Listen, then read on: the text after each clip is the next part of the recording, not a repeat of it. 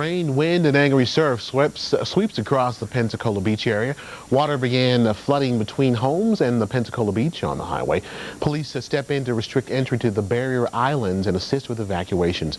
Good morning and welcome to Weather Center. I'm Mike Motley. The top story from the Gulf. Louisiana State Police are preparing to shut down a section of the interstate, which includes New Orleans. For the latest on Hurricane George, let's go to Rick Griffin in the Forecast Center.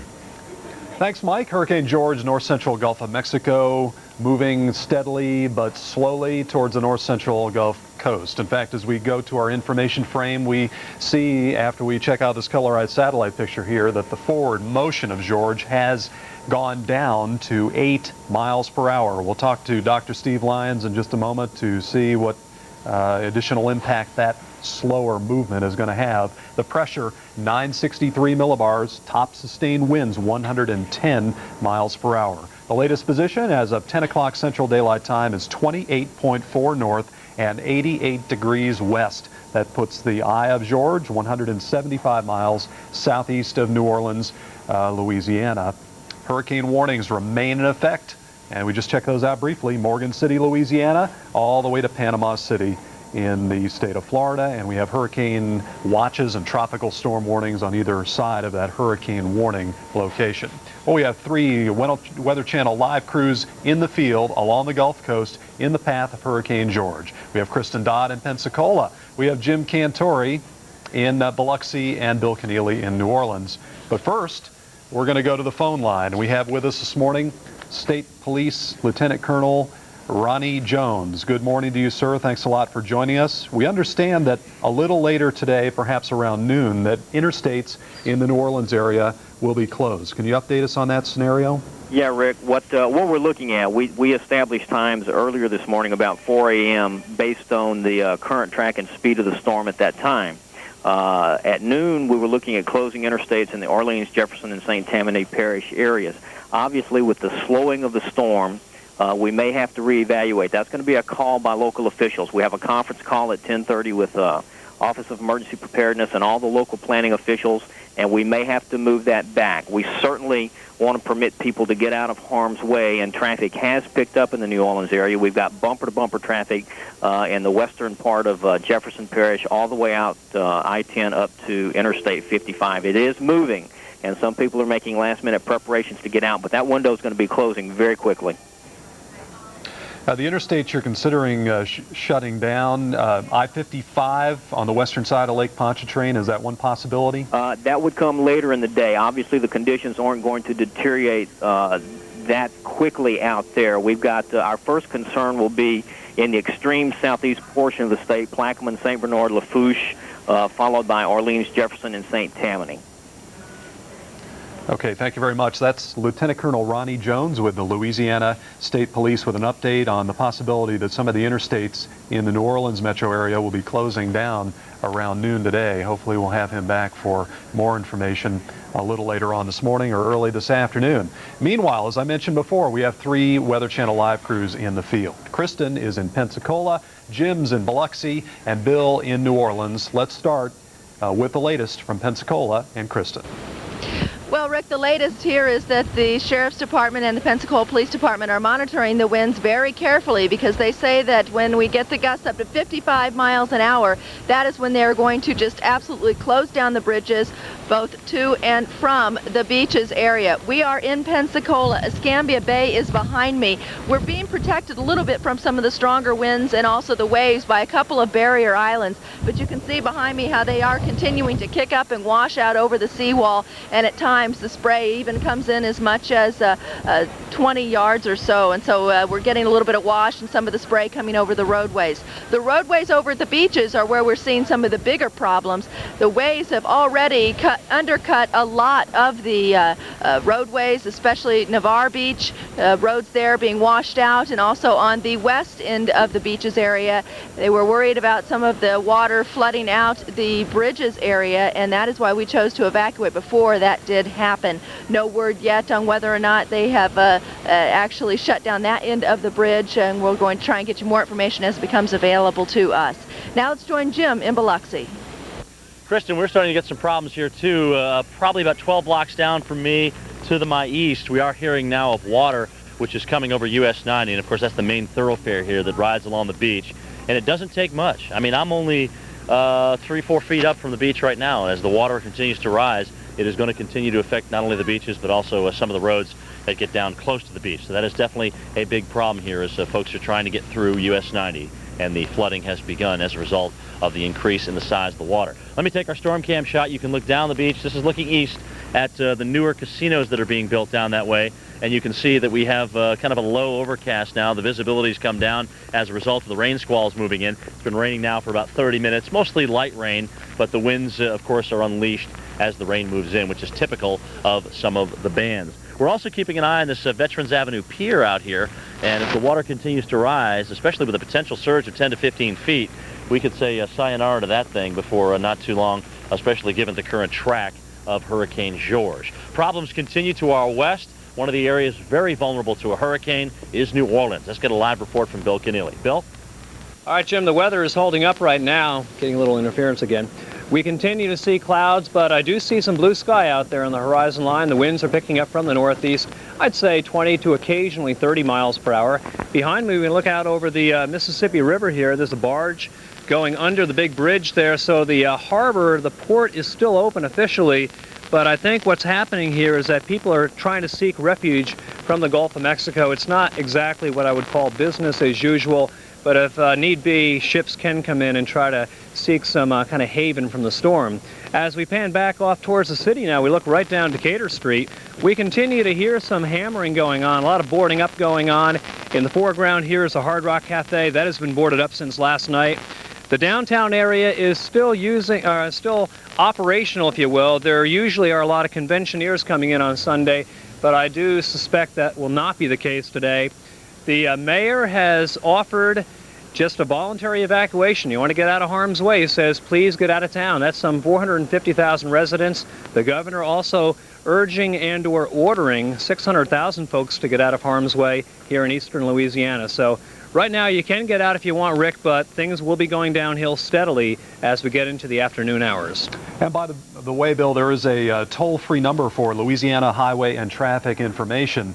Don't call your local state police headquarters. They'll just tell you to call the 800 number, which is 1-800-469-4828 for information concerning state and federal highways. And that may interest some of you that if you just tune in at the tail end of that. New Orleans, and about half that time it'll be approaching the extreme southeastern mouth of the Mississippi. So that's a rough time frame. Keep in mind it could slow even more, become a very agonizing situation, but we hope we get it inland and get it out of there before it has a chance to intensify further. Right now the worst conditions are not in New Orleans. They're actually right along the Florida Gulf Coast and in southern Alabama with some of the bands on the outer fringes of the hurricane. That is correct. The pressure gradient is strongest this way to the north and east. And you can see these bands of heavy rain coming in here.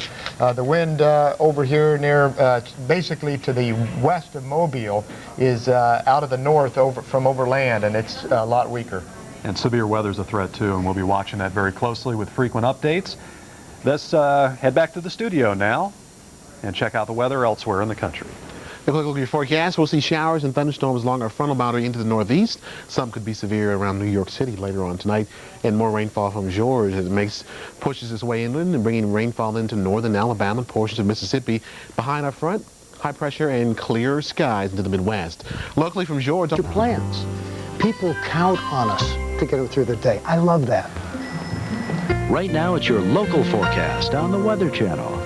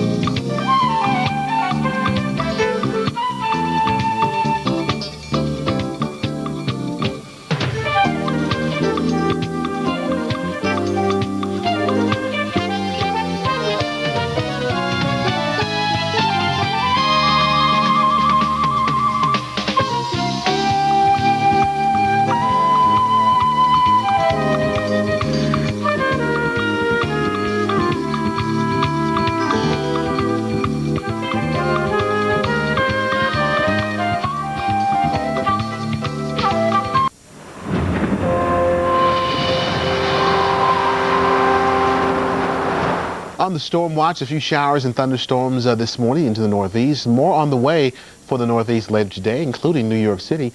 But the big story, of course, is Hurricane George that leads the tropical update on this Sunday. And looking at the tropical update, we'll show you where George is as of 10 a.m. Central Time at 28.4 north, 88.0 west, or 175 miles southeast of New Orleans. Winds still holding at 110 miles per hour, moving towards the northwest slowly at 8 miles per hour, and pressure at 963 millibars. We have the watches and warnings out, and the watch or the warning from Morgan City, Louisiana through Panama City, Florida. We're seeing high surf here, lots of rainfall here right now. Also from Intercoastal City towards Morgan City, Louisiana, Hurricane watch also from Panama City, Florida to St. Marks, Florida, and then tropical storm warnings from Panama City towards St. Marks as our storm moves further inland.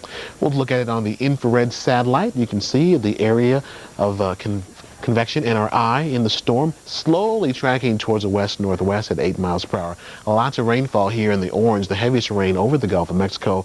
Bands of showers swirling into western portions of Florida, and we'll see the rain into Alabama and Georgia and around the Lake Pontchartrain. Clouds and showers on the way towards the Crescent City, and the Crescent City shut down the flood walls up for the hurricane flood waters in that city, which is below sea level, and New Orleans could have lots of problems over the next few days. We're seeing the slow-moving system bring the rainfall slowly into Louisiana towards the Mississippi River Delta and reaching New Orleans in the next hour or so. A closer view showing the rain now around Pensacola and Panama City. Showers, light showers pushing into southern Alabama, and heavier rainfall now around Mobile and Pensacola. Bands of embedded showers slowly tracking towards the north and towards the northwest.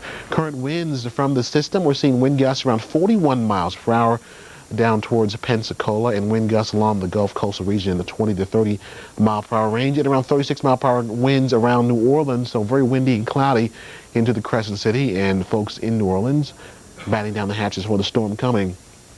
Tropical winds from the storm towards the center. We're seeing winds around 74 to 114 miles per hour, and a large band of winds with under the clouds around 39 to 73 miles per hour, and the largest area pushing back into the Gulf of Mexico. The strike probability of George, in between the red cone, is the largest area of strike probability, in between around Gulfport, Biloxi, Mississippi, towards New Orleans, right in the middle, like Pontchartrain into southern Louisiana, but also there's a potential for the storm to move towards Houston or towards Apalachicola and Panama City into Florida. Now looking at what else is happening into the Atlantic, numerous hurricanes and storms into the Atlantic Ocean, and you can see George here on the satellite view. Hurricane Karl, another storm that is moving away from the U.S. mainland, 38.3 north, 41.4 west, or 760 miles west of the Azores Islands. Winds at 100 miles per hour. Is moving towards the northeast at 33 miles per hour, and the pressure at 972. Hurricane Jeanne moving now towards the north at 14 miles per hour with winds only 5 degrees above the hurricane status at 80 miles per hour. It's 1,200 miles southwest of the Azores Islands and ends at 26.3 north and 41.6 west. Moving back towards the mainland with George, flooding and isolated tornadoes possible on the Gulf Coast through midnight around Pensacola, Mobile, and over towards Biloxi and Gulfport in New Orleans. And along our frontal boundary into the northern tier, severe thunderstorms from Indiana through Ohio and Pennsylvania and New York State, and rain and even snow on the high elevations of the mountains into California and into Nevada. On the national radar, there's George into the Gulf, slowly moving towards the north. We're seeing showers here into the Sierra Range into California, Nevada, and a band of showers along our frontal boundary into Ohio and the eastern Great Lakes. There's the front, advance the front.